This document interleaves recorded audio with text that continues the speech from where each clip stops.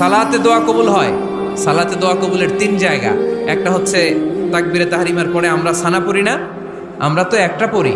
আল্লাহর হাবিব সুন্নাহ এবং নফল নামাজে আরো পড়তেন সানা, ওই দোয়া কবুল হয়। দুই নম্বর জায়গা সালাতে সেজদায় পড়ে দোয়া করলে কবুল হয়।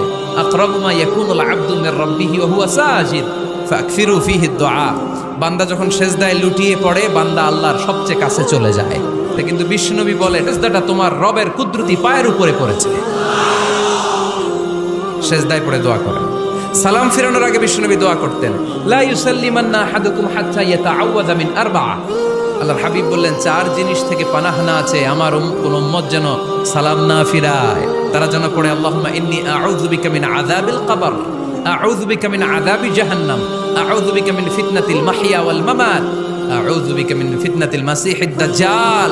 আল্লাহ কবরের আযাব থেকে বাঁচাও, আল্লাহ জাহান্নামের আগুন থেকে বাঁচাও, আল্লাহ জীবন মরণ